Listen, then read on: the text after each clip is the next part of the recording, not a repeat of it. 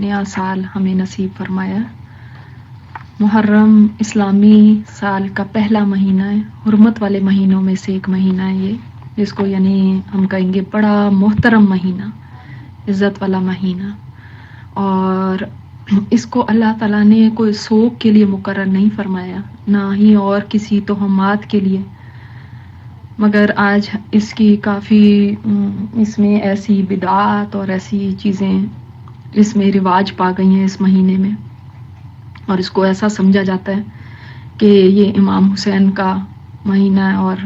بہت ساری اور چیزیں اس کے اندر سمجھی جاتی ہیں جو کی جاتی ہیں۔ جو شیعہ حضرات ہیں وہ تو چارپائیوں کو الٹا کے سوگ مناتے ہیں اور ننگے پاؤں پھرنا شروع کر دیتے ہیں، اور ہم جو ہیں اس مہینے میں نہ شادی بیاہ کرتے ہیں نہ کوئی خوشی کا کام کرتے ہیں، اس کے اوپر تو مکمل پابندی لگا دی جاتی ہے، بلکہ اور کئی ایسی بدعات ہیں جو ہم نے شروع کر رکھی ہیں، اور بلکہ یہ مہینہ جب سٹارٹ ہی ہوتا ہے اس کا ساتھ ہی آپ دیکھتے ہیں بازاروں میں، دکانوں پہ، ہمارے ملکوں میں شہادت حسین کے حوالے سے کوئی رلا دینے والی تقریریں ہوتی ہیں، اور تقریر کرنے والے بھی روتے ہیں، سننے والے بھی روتے ہیں، اور خاص طور پہ رونے کا اس میں سمجھا جاتا ہے، حالانکہ یہ ان کا بھی، نواسہ رسول کا بھی ایک مذاق اڑانے کے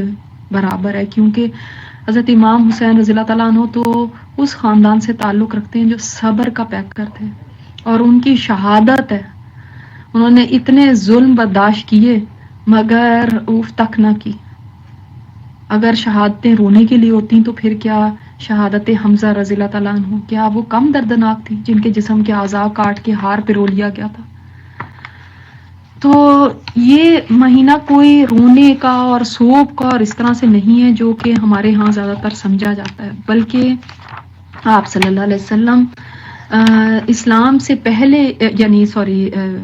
رمضان سے پہلے ہی جب رمضان کے روزے فرض نہیں ہوئے تھے تو عاشورہ کا روزہ فرض تھا، آپ صلی اللہ علیہ وسلم روزہ رکھا کرتے تھے، تو اس کے بعد جب رمضان کے روزے فرض کیے گئے تو عاشورہ کا روزہ نفلی قرار دے دیا گیا، لیکن آپ صلی اللہ علیہ وسلم کو اس روزے سے اتنی محبت تھی کہ آخری عمر تک یہ روزہ رکھتے رہے، بلکہ ایک حدیث میں آتا ہے، مسلم کی حدیث ہے، کہ آپ صلی اللہ علیہ وسلم جب عاشورہ کے دن کا روزہ رکھا اور لوگوں کو بھی اس روزہ رکھنے کا حکم دیا تو لوگوں نے عرض کیا، ہے اللہ کے رسول یہ دن تو ایسا ہے کہ یہود و نصارہ اس دن کی تعظیم کرتے ہیں، تو آپ صلی اللہ علیہ وسلم نے فرمایا اگلا سال آئے گا تو انشاءاللہ ہم 9 محرم کا بھی روزہ رکھیں گے، بس اگلا سال نہ آنے پایا کہ آپ صلی اللہ علیہ وسلم کی وفات ہو گئی۔ یعنی یہود جو تھے وہ 10 محرم کے دن روزہ رکھا کرتے تھے، اور وہ یہ سوچتے ہیں کہ اس دن ہمیں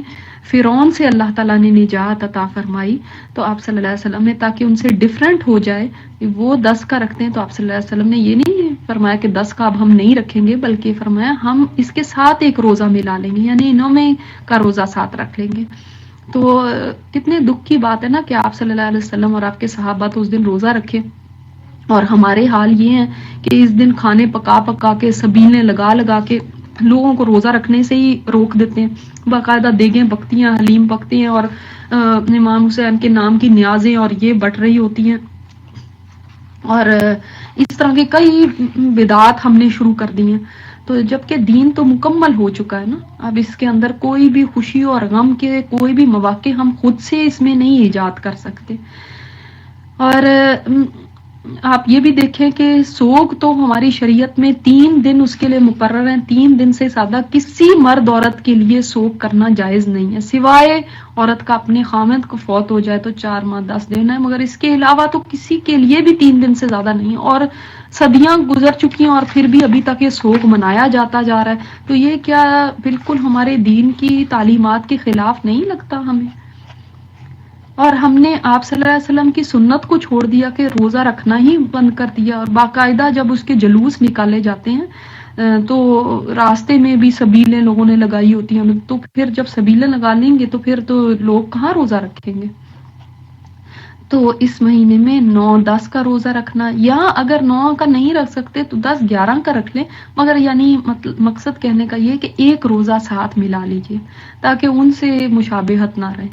تو اس میں روزہ رکھنا بہت آپ صلی اللہ علیہ وسلم کو محبوب تھا، اور اس مہینے کو کوئی بھی دکھ کا، سوگ کا، ایک رونے کا مہینہ نہیں سمجھنا چاہیے، اور نہ ہی ایسے کہ کوئی اس کے میں ہم کوئی شادی بیاہ نہیں کر سکتے اور اس طرح کی چیزیں خود سے ایجاد نہیں کر لینی چاہیے. ٹھیک ہے، امید ہے آپ لوگوں کو اس کے ساری معلومات ہو گئی ہوں گی. سبحانک اللہم و بحمدک، نشہد ان لا الہ الا انت، نستغفرک و نتوب الیک.